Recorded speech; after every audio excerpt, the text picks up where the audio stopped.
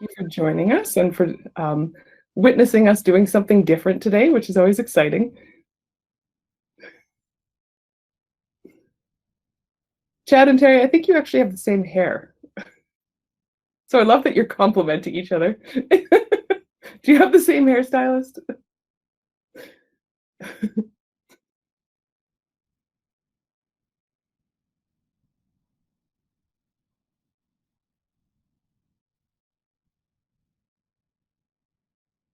Okay. It is 9 o'clock on the bell, so we will go ahead and get started. Thank you so much for being here today on our district-wide PD Day, also the day before Q4 starts, and with a big announcement yesterday. Thank you so much for choosing to be here with us and making time to consider ways of integrating technology in your practice. My name is Blythe Evans, and I am part of the TIPS team. And a couple of other members are here, so Karen Plant and Cam Steen, and some of our other technology and information management team members are here. So we're all very pleased to welcome you. And so without further ado, we will get started. This is our first panel discussion, so we're doing something a little bit different. And it is in response to your feedback. All throughout the year with each one of our summits and our PD offerings, we're always trying to be responsive to you and what's happening in your classroom, in your school, with our ever-changing learning context. And so when we looked at the feedback from our last summit in March, it really came through loud and clear that you were appreciating the classroom experience, the teacher voice, and those just right strategies that you could implement quite quickly right into your classroom. And so we thought we'd change up the morning, and instead of offering sessions all day, we would take this morning time and invite some of our teachers right from across our division, across the grades with wide variety of experience, and they're all online teachers. So we have 4 teachers here joining us, and I will introduce them in just a second. We've got 5 questions for each one of them. And in between, as an audience member, we have some interaction for you as well. So in between each one of those questions, we have a poll question for you. And so we will have the chat off in between just to keep things rolling along that way. And at the end of our discussion, we also have a Google form where you'll get to share some of your main ideas from the discussion back with us. And then, of course, we hope you'll stay around for some breakout sessions so that you can, again, get more of that teacher voice, more strategies, and more of that classroom experience from one another. So that's the format for today. And so I would like to then introduce our 4 panel members. And so they all have their cameras on, so if you can give a wave. We've got Carrie Goad. Carrie Goad is joining us. She's a grade 5 online teacher who's been teaching for 10 years and always a very curious learner. So thank you for being here, Carrie. We've got Chris Pongratz, who's a grade 6 teacher who's been teaching for over 12 years and was once a really high-level hockey player for an inline hockey player, sorry, for Team BC. So we've got an athlete in our midst here. Next, we've got Kara Aiken, who's joining us as a grade 8 online teacher. And she's teaching science and math and has 11 years experience. And Kara's just waiting for COVID to be over so she can go to Disneyland. And last but not least, we have Chad Barcht. And Chad is a high school teacher, but he's currently living in a junior high. So he's kind of got a wide variety of experience with 16 years teaching experience and a very accomplished scuba diver. So some little facts about our friends, but mostly we want to learn about their experience as an online teacher. And so our first question to kind of get us warmed up and really thinking about learning and focusing in on our students, we want to know what are some of the key skills that you're noticing that students need in order to be successful with technology for learning. So big question. And of course, our guests are from across all divisions. So we're going to start with Carrie, our grade 5 teacher. Carrie, what can you tell us about successful students that you've been working with in the online environment? Well, one of the things that I've experienced when it comes to students and their use of technology is that I've made a lot of assumptions that they know some of the more formal aspects of using technology. Like I will tell them, I'll give them a link and they'll type it into the Google, like the Google search engine, not the address bar. And so I think as skilled of users that students are with technology, we assume they know some of the more intricate details of how to use it effectively, and they don't. And so they're typing in the web address into Google. And so it's one of those things where I've sort of realized I've needed to step back, and I've needed to do some front loading when it comes to the more formal aspects of using technology, so that I don't make those assumptions. So we explore the features that we use online in a very basic and technical way, so that we are all on the same page before we move ahead. And that's the biggest thing that I think moving forward is, just because they're good at using technology doesn't mean they're knowledgeable about technology. Absolutely. And as I think about even my own children, they're very proficient at, say, apps for entertaining or consuming information. But I hear you talk about those little efficiencies of using the tools in a way that's going to serve their learning. Thank you, Carrie. Chris, I'm coming to you next. Those grade 6 kids online, what skills have you noticed that they need in order to be successful? Yeah, good morning, everybody. Just to touch on what Carrie was saying, I think one of the steps that I learned is wherever possible, when you can remove a step. And I think, like she was saying, like sometimes we assume that they have a certain skill and like, okay, yeah, they just need to go online and type this in or go to this site and do this. But if I can like hot link something, or I can insert something, or give a collection of photos or something like that, wherever I can remove a step to kind of help the kids out, I found that that's made things a little bit more successful. And yeah, it was a rude awakening at the start, thinking like what the kids would be capable of, and then them showing like, no, this was maybe a step too far. So that was something that definitely helped as I moved online. And as I'm posting assignments or tasks for them to do, I'm always thinking like, if this is 4 or 5 tasks, how can I make it 3? Or how can I simplify something for them and cut it down a little bit? So that's been a part that's helped. As far as the skills that kids need to bring, I'm going to be perfectly honest. I think one of the biggest ones is discipline. I'm putting myself in the shoes of these kids, and I'm thinking often, you know, if I'm working at home and I had a video game system just across the desk from me or something, how tempting would it be to, like, once I've left the meet, or even just take my camera off and maybe play and listen in the background.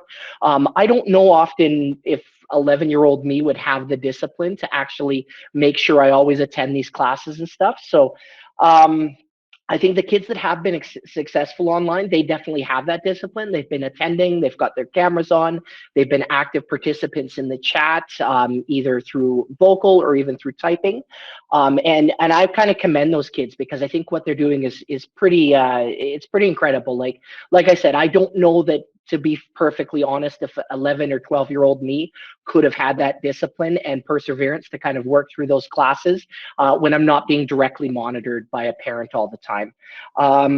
The other thing that I wanted to touch on that I think has helped the kids that are successful, is you being active online as a teacher, and having the kids know that whether it's Google Chat or obviously in the Meet, but the moment they insert an assignment or submit an assignment, the way that the system sends you an email that something's been submitted, I often try to race to that assignment and leave a comment. And even if it's just something simple like, oh, great to see that you finished, I'll take a look at this in a second.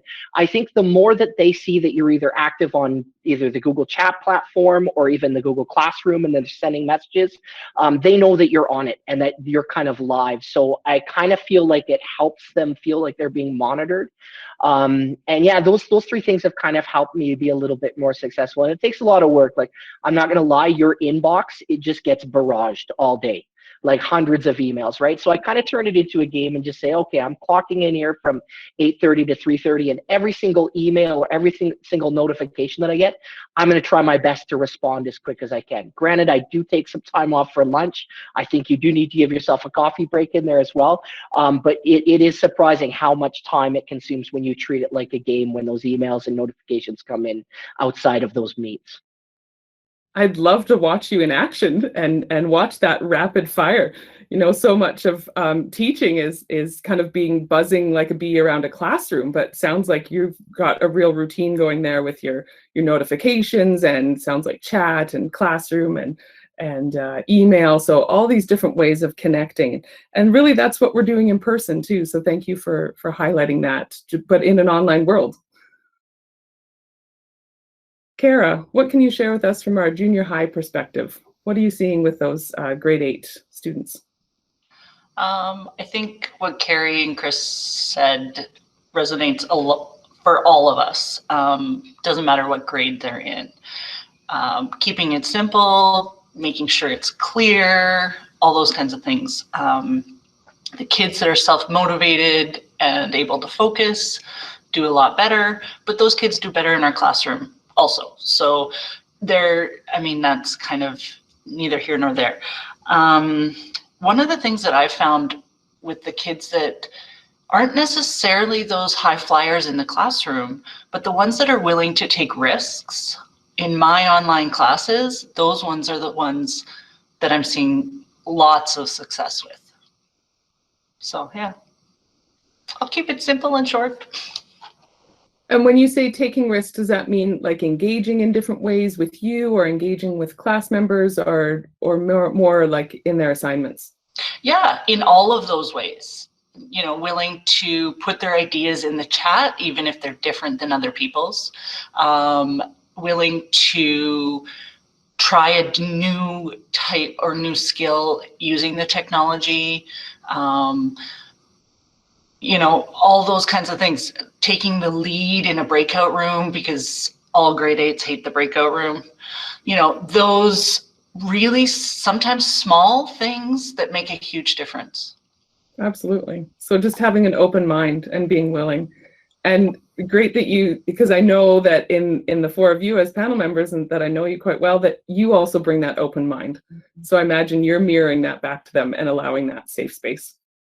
I mean, you're in a panel discussion with all these people here today, so obviously you have a very willing to take risks attitude. Thanks, Kara. And since we've gone up the divisions, Chad, can you tell us about our Division 4 students and their success with online learning? Well, there's two. If my nose starts to glow, I'm not becoming Rudolph, but the sun is just sneaking into the camera, or as the morning's going on here. The kids laugh at me. They're like, "Your face is gone." Like my face disappears sometimes as the time goes on. But two kind of things that really came to mind thinking about this in terms of the high school perspective were access and mindset. Access from the point of view of, we're getting kids from all across the district with all levels of technology, and we have to teach them all. We can't just adopt, well, you know, they have slow Wi-Fi, so what am I supposed to do? Well, what I've really tried to do with those students is teach them ways to lower their bandwidth use, right? Teach them ways to access the content. Oh, how very timely.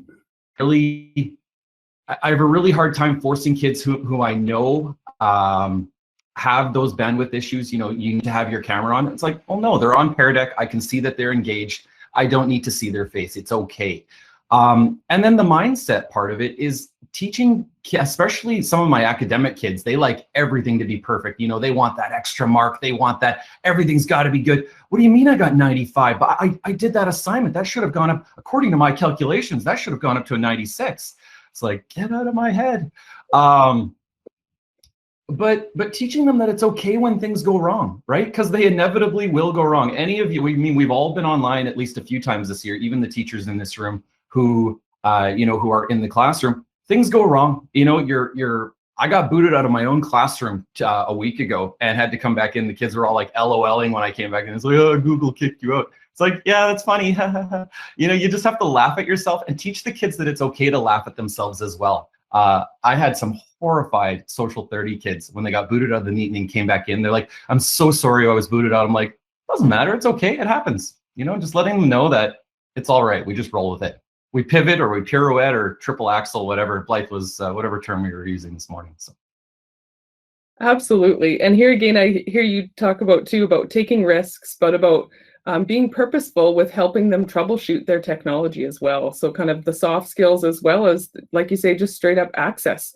How are you engaged? How are you able to be here? And it's funny because, again, in person, you know, I remember days when I'd come into my classroom and the furnace had gone out and everything was frozen, or a mouse would run across the front of the room. Like, all these things happen. We're engaged in human endeavors. So that balance between humanity and technology, so important. And so that brings us to the end of question 1, which means as an audience member, it's now your turn. So Karen has posted a poll for you. So if you go up under your activities tab there with the 3 shapes, you should have a green dot. And the poll question is ready for you. Now, each one of the poll questions is related to the question that our panel members just answered.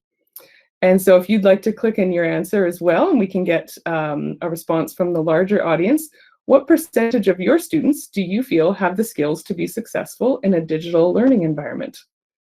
And we know that not everyone in the audience, of course, is an online teacher, but those digital skills are important regardless of your learning context. So if you'd like to select a percentage range there. Blythe, can I just add just one little thing to that? Yeah. I think it's important that not only they have the skills, but also the support. That is a big part. There are some kids out there with massive, amazing skills, but they don't have the support. They're watching their siblings or whatever at home, and that limits their ability to do stuff. So there's that other piece to it. Absolutely. And thank you for bringing that forward. Chris mentioned the piece about self-moderation, and absolutely that comes with support and realizing that does vary across the households where our kids are learning.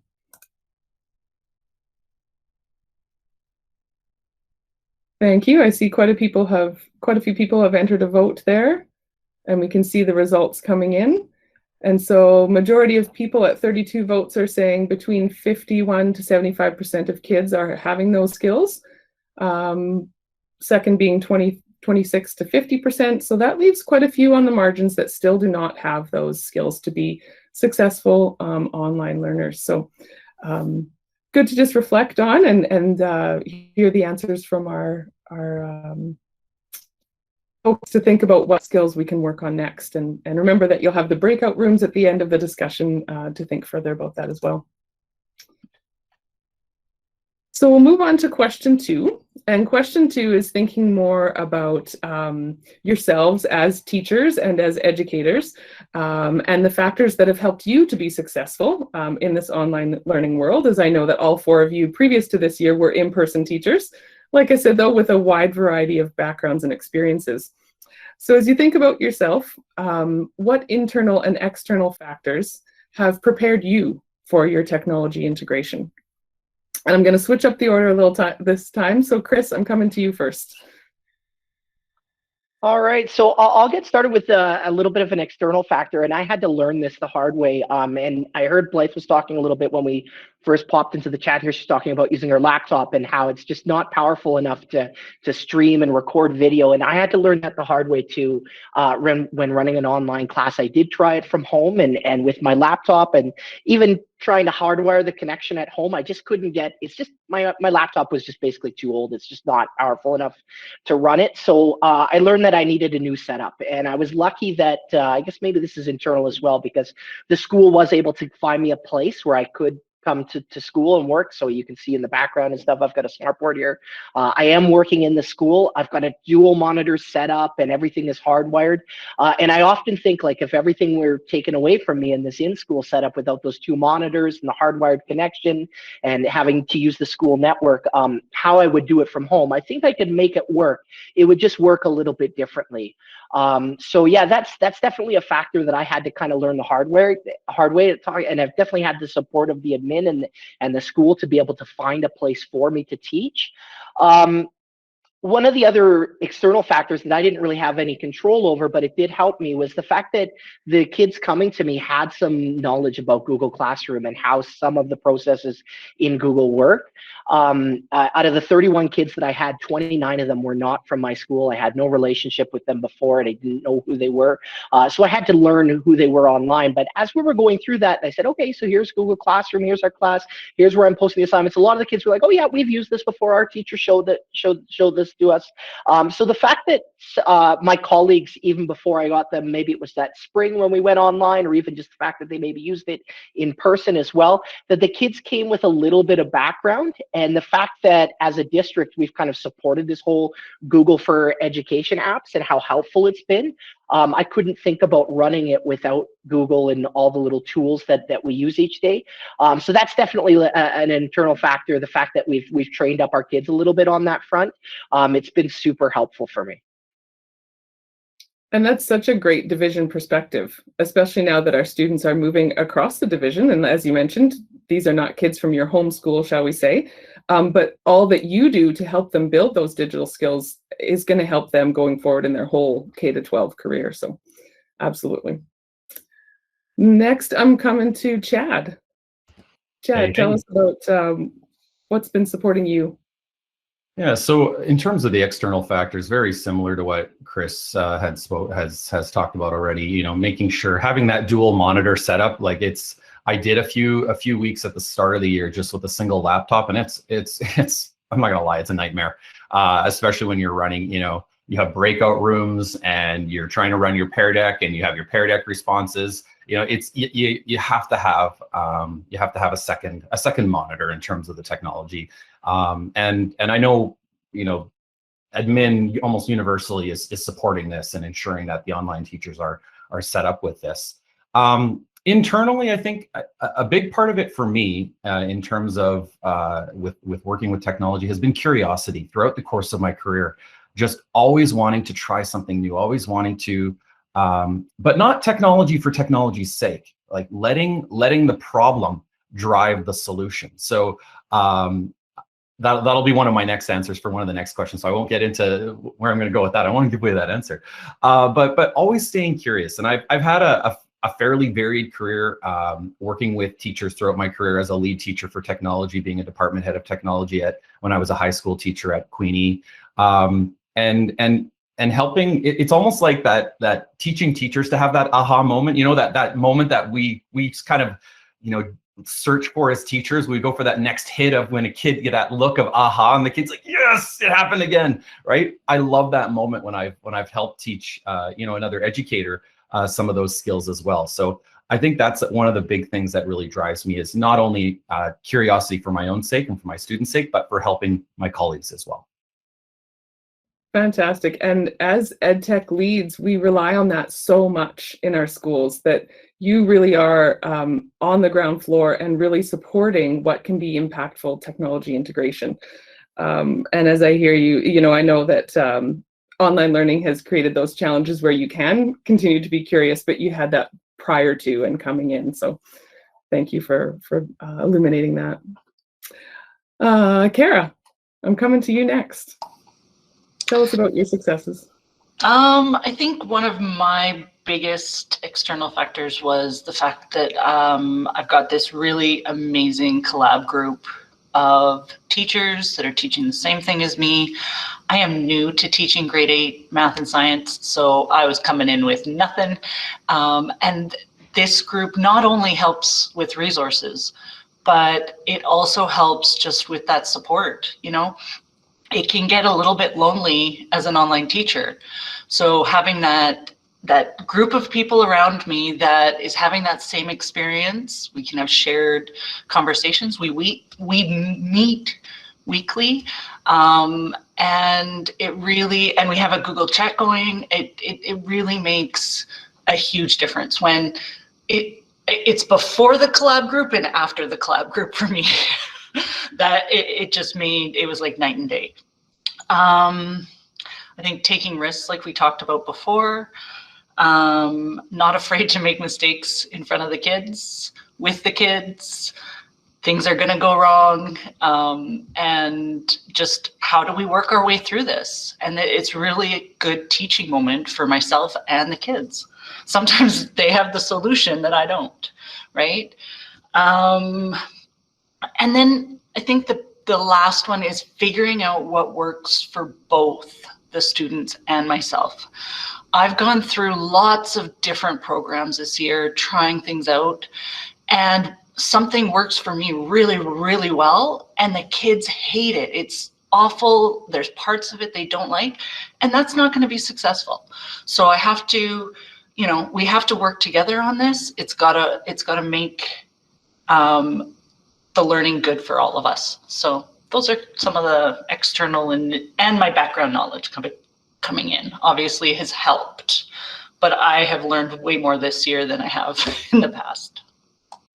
Yes, in so many ways, it's the Mount Everest of teaching about, or learning about teaching. And in that, I heard you talk about feedback from your own colleagues in your collaboration group. So you seeking that professional feedback and then getting feedback from your students. So important to have that time to practice with them and be vulnerable and really highlighting for them how to do that. Okay, Carrie. Can you round out question 2 for us? What have your factors that have supported your success been?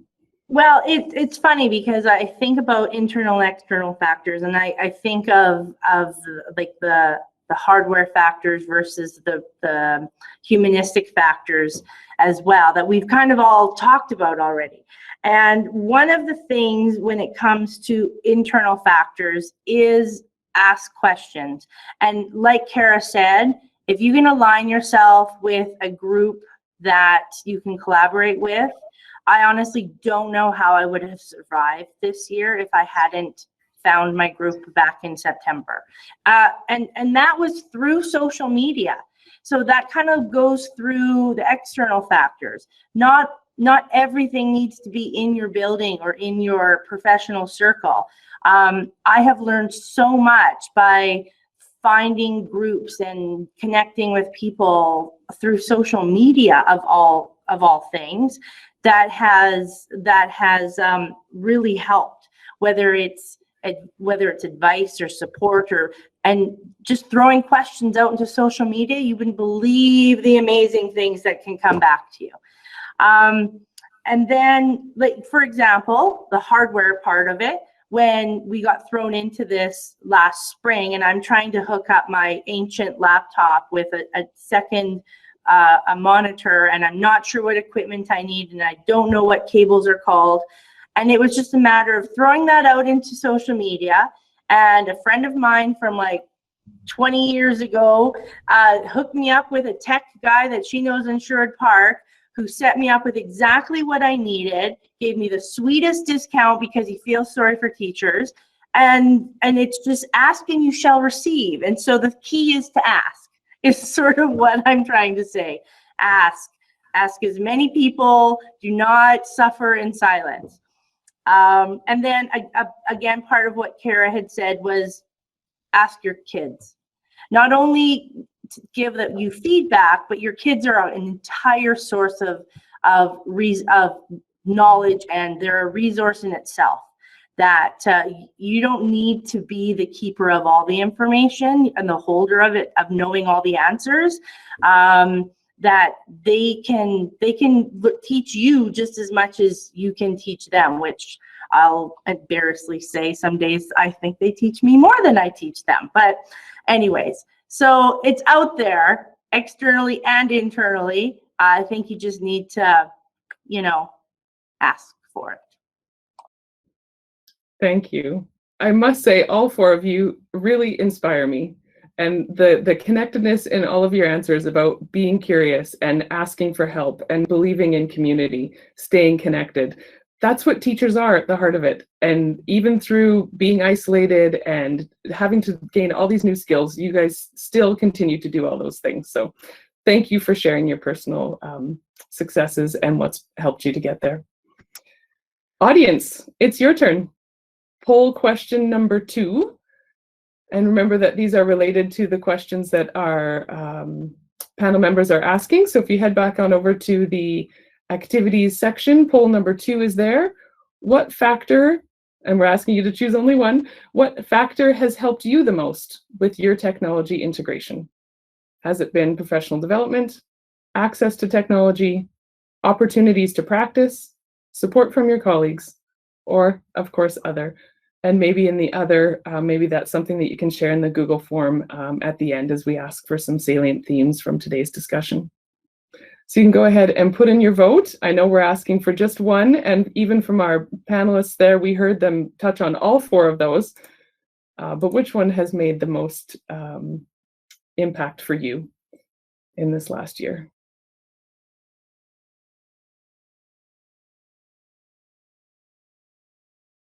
Not a surprise there, as we see almost equal votes for the opportunity to practice. And maybe that's also with your students, as many of the panelists mentioned, taking those risks and being willing to fail in front of them and try again, or is it support from your colleagues?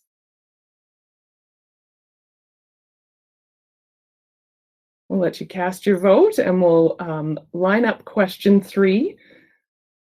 We've kind of started from the student perspective of what's helped our students be successful. Then we went to what's helped our 4 teachers be successful.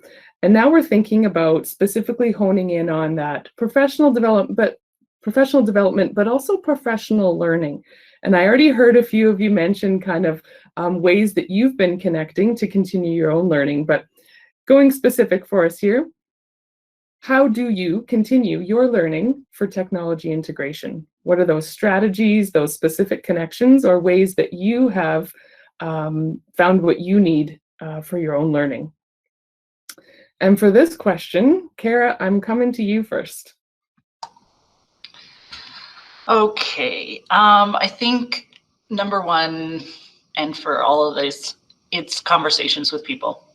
Conversations with the TIPS team, conversations with my collab group, conversations with teachers, anywhere I can get it. Whenever I have a conversation with a teacher, I learn something new and I can utilize it in my classroom. That's what we get from that connection, for me anyway. When I see or hear a new tool or platform, I think it's really important that I evaluate it. Is it going to benefit me? Is it going to benefit the kids? Is it going to save me time? What are the pros and cons of this? And then if I figure out that it's worth my time, then really digging in and owning it and giving the kids a chance to explore it as well. We know that kids need to be proficient enough at something before they can actually use it for their learning. So giving the kids time for that when I introduce something new. And Carrie talked about this, using Twitter and social media. I can just scan through my Twitter feed and be like, oh, great idea, awesome, okay. And it's super quick, and I've got some really great tips that way. And I think for me, being part of some of the tips sessions this year has really helped me bring my teaching to the next level. Things that I didn't know. So that really just, I've been an Edtech lead for a really long time, but I still need and I still get lots of things from those sessions. So those are the kinds of learning that have really helped me along the way. Thank you. And yes, Kara, I've been acquainted with you for years, and I have always considered you to be expert level. But there's that old saying that if you ever think you're an expert, you're just in the wrong room. And so I would consider us to all be in a room of what I would consider experts here, and that idea that we can learn from one another. And thank you for saying that you don't know what you don't know. And so often in technology, it changes so fast. And I feel like right now we're in an area where opportunities are diverging and multiplying almost. And I heard you say before in one of the, I think it was question 2, you talked about how many times you've tried a new app and then decide you didn't like it. So that evaluation process is constant of what are the benefits, what are the costs, and then starting with the procedural before then using it for learning. Lots of great tips and tricks there. Thanks, Kara. Carrie, what can you tell us about your own professional learning or your own learning in general to support your technology integration? It has been varied. So one of the things I read this year or earlier this year is as a teacher and a leader, if you're in a new situation, how do you handle it? And the words that stuck with me throughout the year was, or the idea was, research and borrow. So that's sort of how I've gone into I research as much as I can through whatever means, you know, whether it's through social media or whether it's looking into things online, and the rest is borrowing. And we are expert borrowers, teachers to the core. Whether it's online or in person, we are expert borrowers. And so I went, hey, I can do that. I can borrow. And so one of the things for sure was just to keep that open mind of just because I'm in a math PD, and the beauty is that even those are being taught, those are being given online this year. I can walk away with tips that facilitator used in the presentation of that material, and I can say, oh, I'm going to take that and I'm going to apply it to my own sessions with my kids. And so the knowledge will come from where you don't even expect it at times, and that was one of the things. Like, I may not be looking for something, but it's coming, and I end up finding it in the strangest places. So just having that open mind and that awareness that you don't always need to be searching in certain areas for certain answers, that to have an open mind about it. And again, that's sort of been my journey this year. And just, yeah, I can't really say any more other than that. I'm done. Thank you. You made me think of, when you were talking about borrowing, you made me think of how many times you'd stand at the photocopier and like, oh, I like that. Can I have that? Right? Same type of thing. I feel like I just want to set up a digital photocopier of like a place we can all gather and share things, which I know is already happening as I hear you talk about your collab groups or social media, finding things on Twitter. And thank you for really highlighting the idea around how to get at the heart of technology integration, in that sometimes the ideas are more pedagogical, sometimes they're really content focused and curriculum, and then it's really the intersection of where technology fits in to overlap with all three. And so I heard you talk about a math PD, but then there was a process or something in there that could then support something else for online learning, so that using the structure to then replicate into something else for effectiveness. Thanks, Carrie. Chad. Hey. What can you tell us about your professional learning this year? So I'll diverge a little bit. I use social media a lot, but I don't really use it for technology. It's more it's more escapism for me this year. Although it's kind of hard to escape anything on social media this year. So, but that's beside the point. So alluding to it earlier, I was talking about how I like to let the question of why or a problem drive when I integrate a new technological tool into my toolkit. And what I'm really trying to do this year, because I mean, as a teacher, I can think things are going swimmingly, amazing, but behind the screen, the kids just might be completely zoned out, right? Even if this is what I noticed, even if they have their cameras on, they could still not be paying attention. Did you know this? They could be looking at something else on their screen. Huh. So what I've been trying to do this year is check in with each of my classes 2 to 3 times a quarter with just a simple little Google form. What's going well? What's not going well? What are you really liking about how I'm teaching this course? And what are you not liking? And then taking that feedback and then looking at how I'm delivering my lessons, how I'm engaging the students.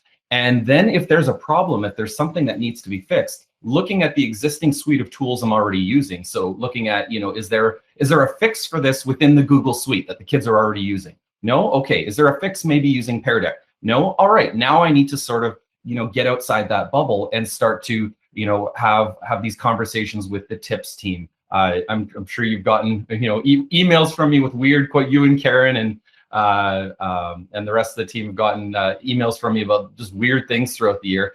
But I'm trying to let the problem and the why drive when I integrate new things, not just integrating technology for technology's sake.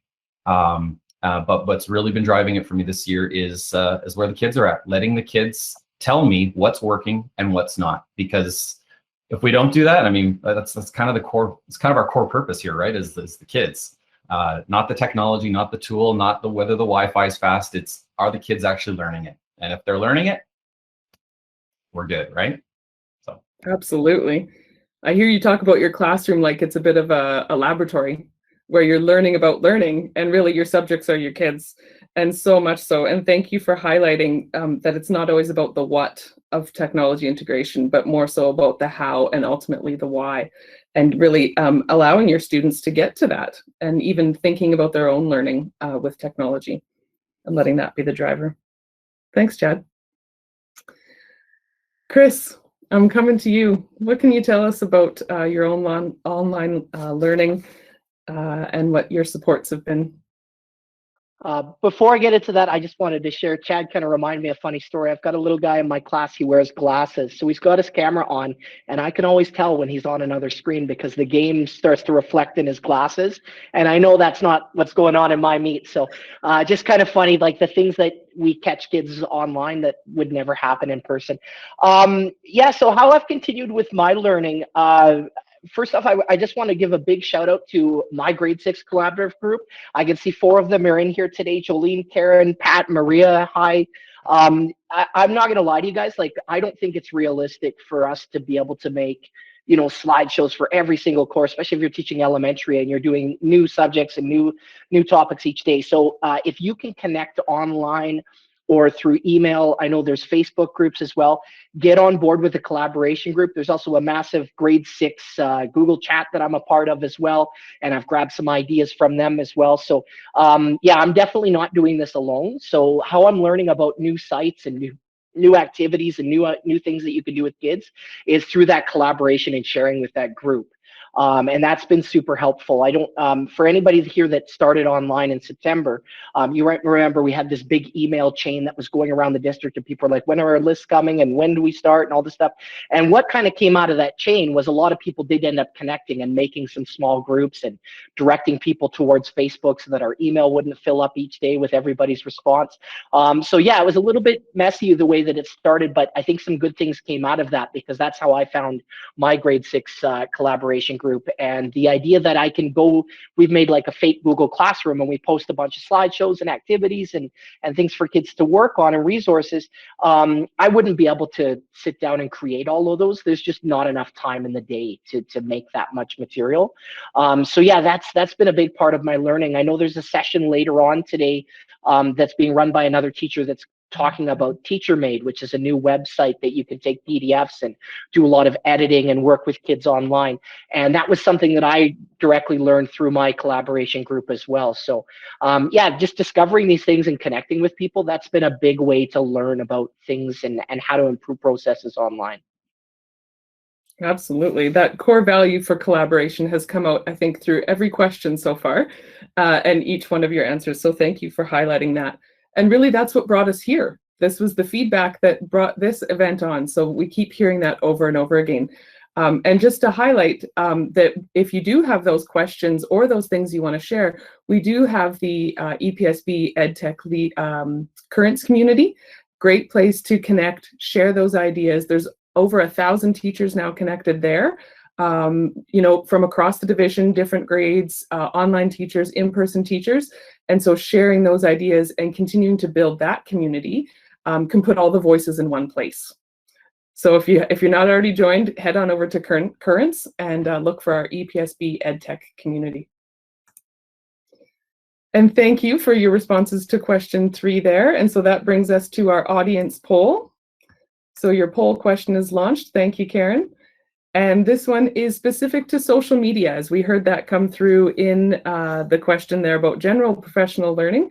What social media platform do you use to extend your own learning with technology? As I mentioned there, we as a team use the Currents community, and that's of course choice 3 there, but what else are you finding purposeful? As over and over I heard again through all 4 panelists that clearly this is not happening just in an 8 to 4 kind of workday, that this research and connection happens outside of the workday, and so having purpose and finding meaning in a place is important. So what gets the top vote?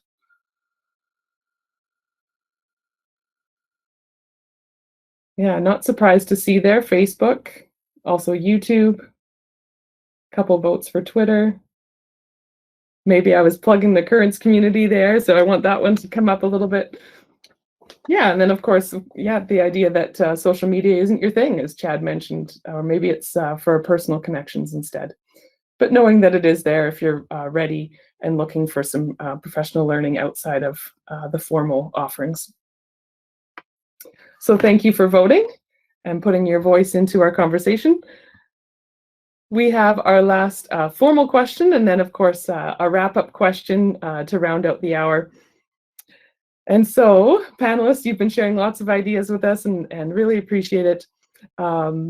As you think about your work, as you've switched from being an in-person teacher to an online teacher, and we've talked about your own skills that have helped you through your professional learning that supported you along the way, but really thinking about how has your work changed, and really how has the integration of technology changed your work? So whether that's in your communication, your workflow, what has tech brought to your world that perhaps wasn't there before? And so Chad, I'm coming to you first. So one of the biggest things I really had to rethink this year, I've been online for the entire year.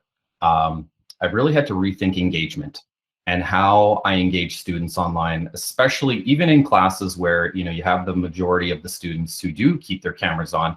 There's still going to be kids that without different tools, besides using Google Meet, you would have no idea whether or not they're engaged. You'd have no idea, whether they're listening to the lesson. Maybe they've muted your tab. They figured that one out early, right? So I had to really rethink how I was engaging students, especially with high school material, because there was in high school social studies at the 30 level. There's a lot in there to get through in 8 weeks or 8.5 weeks. So starting with that problem, I have this problem where I can't really tell if all the kids are always engaged. So Pear Deck was my solution for that. So I'm like eternally grateful that the division has purchased full access to that this year, because it has been a lifesaver. And then going from there, rethinking in my presentations, in my slides, how I'm engaging students with questions. So thinking about how can I ask questions so that they're getting to deeper levels of thinking. And then as I'm looking through the students' answers as they're all popping in, using those answers as jumping off points to build discussion questions within the class, and getting to know my students, right? Building that connection with my students through that, and throwing out those structured controversies that I know 15 to 18-year-olds will eat up, and it'll get them all riled up, and they want to finally unmute and say their opinion. Then another student, it's infectious, right? When one kid shares their opinion, they're like, well, I can do that too. And then in building that engagement, and not just engagement typing in the chat, actually having those real voices. So that's been one thing that I've really tried to focus on this year is engagement, and building kind of a little mini digital community with each of my classes. Sounds like you've been quite successful at it, especially with your content area of social studies, where that is extremely important. So using the technology to engage in deeper thinking through communication channels, and ultimately communication. Thanks, Chad. Where was I going next with this one? Let's go to Chris. Chris, how does that differ in a grade 6 classroom? All right, so yeah, one thing that I thought about that I think this is going to change even if I'm online next year, but I'm hopeful to return to in-person, is the communication with kids in home. I'm almost thinking that this test of going online and communicating with kids online in this way, this might have killed the agenda and the way that I used agendas in the past. And I'm thinking maybe it's time to move on from that and kind of go for a full digital push. And how I send messages to parents and families and kids outside of school, I think I'm going to try to do in a more digital format moving forward. Even a little thing that I want to teach kids is how to access their email a little bit more often as well. But even if it's solely through Google Classroom and School Zone, I'm happy with that too, as platforms to communicate with the kids and families. Just thinking, like, we already put progress reports on there. I'm at a school, we don't print them out anymore unless we have to, and I think most schools run that way. So I think this idea of just pushing more online, I know the district's working towards making a lot of the sites mobile enabled, and so even if you don't have a computer at home, I think the statistic is over 90% of people do have cell phones or cell phone access. So I think that's maybe the right direction to move towards. I talked about it a little bit at the start, this idea about email is like a task list and conquering your email and trying to keep an empty inbox, or if something requires a task. That's been a big part of my workflow in the last year or so, and that's something that I hope to keep moving forward. And every time an email comes in asking, does this require a task? Does it require a response? Is it something that will help me with the kids? And do I need to act on it right now? So just looking in the procedures and the efficiency and how I look at my email and not letting it pile up and have, 500 in my inbox, which I know I used to do, and I think a lot of us are probably guilty of from time to time. And then just looking at, if I'm back in person as well, the things that I've learned at how to post activities to Google Classroom, how could that in the future be like enrichment to an activity? So we might be doing something in class that's maybe more pen and paper based or project based, but how could I then add to that as Google Classroom? And when parents come to me and say, what kind of things are you giving that connect to the things that you're doing in classroom, I could point to Google Classroom and say, well, we're working on this unit. I've also posted these things that kids could possibly work on at home if they want to further enrich their experience in the things that we're learning about in class. So I'm hoping maybe that's the future of Google Classroom for me, is more of that enrichment and connection to home. Excellent.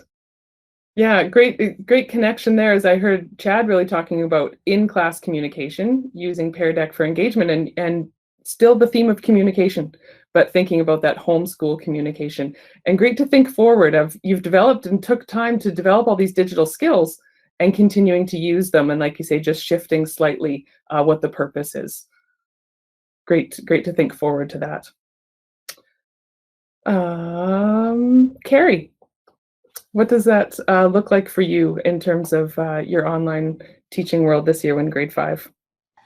Well, it's interesting because, as the two gentlemen have talked about, it does really shift how you think moving forward. And I've been having lots of conversations with myself about what's it going to look like? What is my teaching going to look like next year if I'm in person? And what do I want to keep and what do I want to discard? And a big thing for me has been realizing that I've established some efficiencies in my work as a teacher through using digital tools and capturing information digitally that I didn't have when I was 100% an in-person teacher. And that's not going anywhere. I need to keep those efficiencies because it's been life-changing for what I do. The other thing is, I think that there have been so many embedded supports, student supports, through using technology, that I don't want to take those away from students. I don't want to now say, okay, so if we use Read and Write for Google for our writing, but now that we're in person, here's your pen, here's your paper. Good luck with the spelling, good luck with, everything else. And I don't want to do that. I just think that there's definitely a place for those tangible pen and paper project things in person. And of course, technology isn't always going to be in the hands of students if we're in a classroom, but it's not completely disregarded. I can't completely disregard the value of what my students have been able to do this year and the supports that they've had with technology. And I just need I just need to remember that I have to find that balance. In person doesn't mean we have to go back to how we used to use technology. We can bridge it. The other part that is, like, I have a clean desk for the first time in the 10 years of my career. And I don't want to go back to having a desk with piles of paper. So I'm being a little bit selfish, and I'm partially going to try to save the environment that way. So there's a dual purpose for not wanting to revert back to pencil and paper when and if we're in person next year. Well, congrats on the clean desk. I wish I could say the same thing. I hear you really talk about thinking purposefully about your technology use. And Carrie's shared her use of Google Sheets for collecting student data. So I can speak to that. And thank you, Carrie, for sharing that expertise with us around efficiencies. But I would also say that that leads to impact for your students as well, in more accuracy in your data. And then thinking about for the students as well. And really great to mention read and write and that importance of accessibility, and that we can accommodate and remove barriers with technology. Fantastic. And Kara, we'd love to hear about how has your work changed? I think my work has drastically changed this year. Before I get into it, I want to just add into something that Carrie talked about those assistive technology pieces. I've really jumped on those with some of my students, and we're talking grade 8 kids who like nothing and will admit to liking nothing. So when I talk to them one-on-one and I can say, hey, you know what? Nobody's looking. Let's just try it. Nobody will know. If it doesn't work, we throw it out, but maybe it works. And it's the perfect environment for them to do that because nobody sees anything different. So I've had a little bit of success with some of those kids with that kind of selling feature. So that's, and hopefully they will find the benefit of it enough to keep using it in the classroom. So that's been a win on that part. From a math perspective though, this is where my teaching has very much changed. I realized really early on that as a math teacher, I rely very, like 80% on my conversation and observation in my classroom to guide my formative assessment, to guide my teaching, to guide all of those things. And I made this analogy the other day. I feel like we're riding a tricycle with one wheel and one wheel's flat. So I've got no observation. My students don't turn their cameras on and the conversation is limited. So I needed to find something else. I needed to fill that gap. I needed to MacGyver something. I didn't make it actually, but what I found was this, and it's kind of like the ready-made, but it fit all of those things that I needed as a teacher. It's called Class Kick, and it allows me to see the kids working. It allows me to go to them individually and help them out individually. It allows them to ask for help. It gives them instant feedback on some questions. So it's not ideal. It's not me observing and having conversations, but it really made me feel better about teaching the math and knowing where the kids are at. Other than just that Google form saying, you know, that they could have been on Discord and doing it together, right? It gave me a real insight into what they were working on and how they were doing it. So that really changed. And I think when I go back to the classroom, I will definitely try and find different ways to do those observations and conversations and never take it for granted. And I think another part is the Google chat room. So, and even private chats.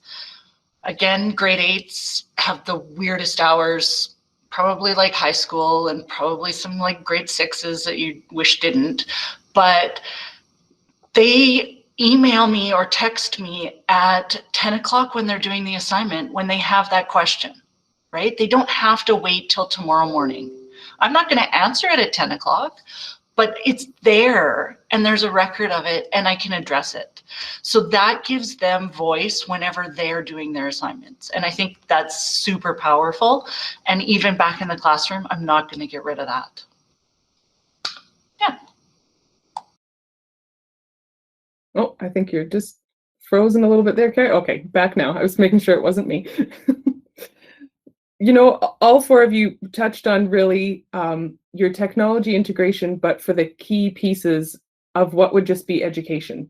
And so I feel like you really wrapped that up nicely of thinking about student engagement and communication to students, parent communication, efficiencies, data collection, and then all the way back to that personalized, tailored support, all the way through thinking about why am I using the technology?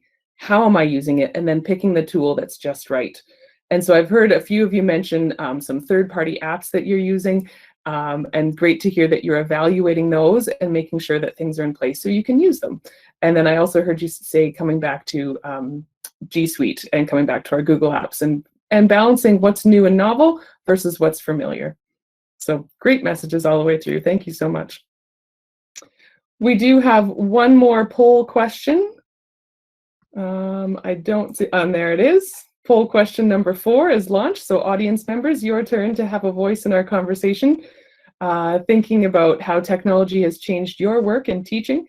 To what degree has technology changed your work? And 4 different indicators there, whether that's significantly, moderately, mildly, or not at all. And of course, depending on what you teach and how you're teaching this year, curious to see what your answers are. Even in this role, I can tell you for sure that how we work, it has changed significantly, I would say. Everything and all the things that were mentioned there, communicating, tracking data, how we collaborate with one another changed. Yeah, so not surprising there to see quite a few people also agreeing with that significant changes, and also the idea of going forward and taking forward the benefits that we've had and really putting those to best use. So we are at the top of the hour, but I do have one closing question for our 4 panelists. And then, of course, if you are able to stay with us, we'd offer you the opportunity to meet with your colleagues and discuss what you've heard here in some breakout rooms. So a smaller group of 5 or 6 teachers from across the division. And feel free to stay as long as you like. The purpose is to connect, to share your own strategies of what's working and what's not, and thinking forward to, again, what has been successful and how can you replicate that. So an opportunity to connect and hear more perspective. At the end of this question as well, please do stick around. There'll be a link for a Google form where you can give us some of your salient themes that you've heard coming out of today's conversation, and hopefully guiding the rest of your day, as this is, of course, is a full day PD day and hopefully a great day of learning for you. So back to our panelists, wrapping it up for us. Thank you for sharing all of your ideas and really inspiring and reinforcing all of the amazing work that our teachers across the division have done in this last school year. I want to hear from you. What excites you? What's next for you?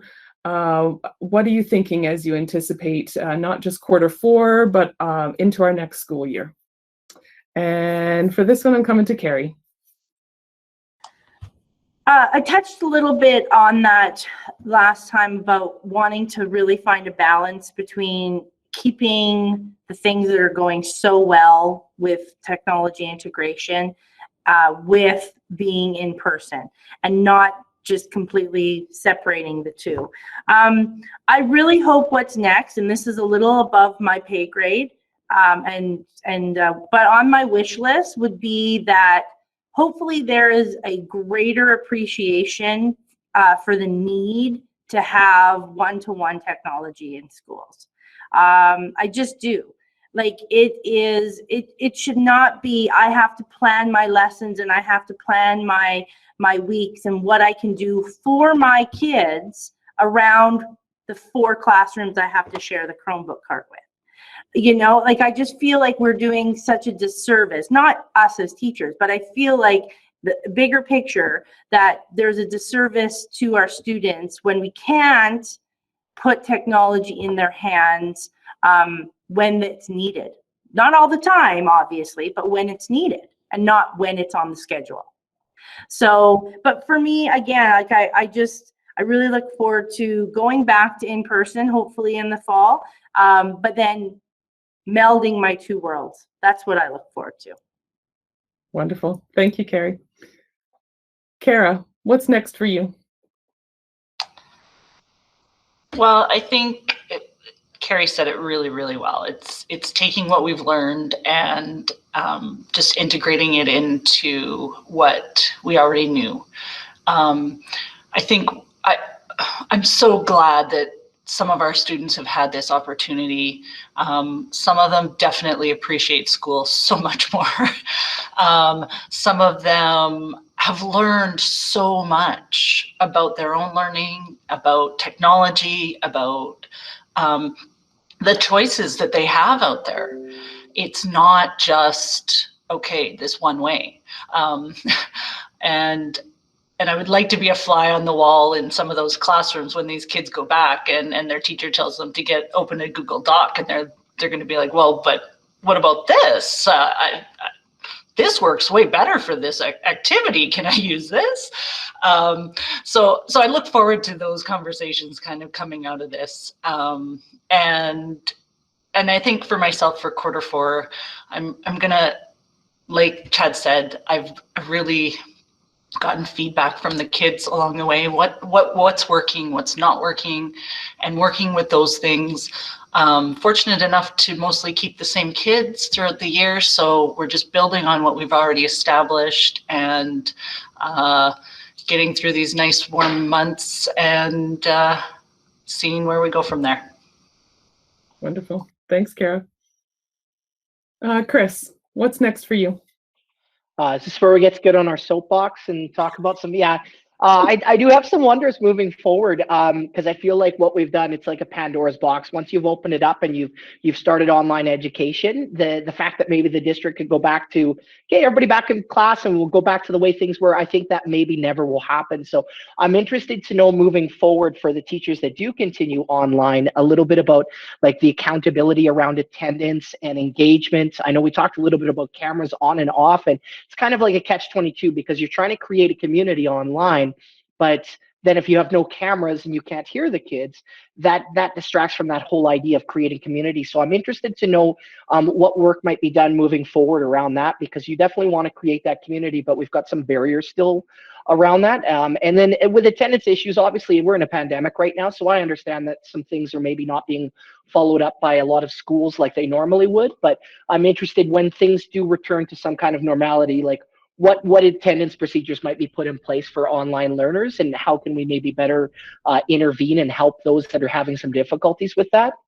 For myself personally, this has taught me a lot about like a work-life balance and setting some hours, and so moving forward, definitely I anticipate like this idea of like, okay, yeah, this is on time, this is off time, and I need to learn to let things go outside of those times. That's something that I think is going to be super helpful for me moving forward. And I just had a thought about before even this pandemic, even just following politics, I remember there was some discussion about that costs could be saved by moving some teachers and some classrooms online in big groups. And I think we've discovered, if anything, that maybe even smaller groups online might be more effective than massive groups, just so you can have that time to connect one-on-one. And I'm wondering if some of those cost savings that were kind of hinted at before a pandemic, if now we've maybe realized like, there maybe isn't a perfect replacement for genuine in-person teaching. And if it is done online, it actually needs to be done with smaller groups. That's just a thought that I'll throw out there. Lots of big thoughts. Thanks, Chris, for that perspective. And Chad, what's next for you? Fantastic ideas from my fellow panelists. I think the biggest thing is the normalization of online learning. It was alluded to earlier that this is a cat that's not going back in the bag. I think online learning will continue in some form, and I think I'm really looking forward to it being viewed as something that's it's not just we're scrambling to make it work. We're going to look at online learning differently. We're going to refine our techniques. We're going to refine, like you guys said, with attendance, with engagement, with experimenting with the varied levels of or different class sizes, et cetera, et cetera. So just having it become normal so that we can make it better. We can, there'll be lots of more research that'll be done on it, and just making it better and for the learning for our kiddos, regardless of what method of delivery they choose. So short and sweet. Absolutely. You all have shared so much. And throughout all of your answers, just a wrap-up thought, I really heard you talk about students and the need for balance, the need for them to be alert and astute online learners, that they're now more informed about their own learning, but also about what's available to them in a digital world. The idea of being inclusive and being aware of the other people around them and how we can interact in community, and all through being engaged. And really all the work you're doing is about engaging your learners. So thank you so much for sharing your perspective, your context over the last year, how that's shifted and changed and how you've responded. And then, of course, for sharing your inspiration and providing all of us with inspiration.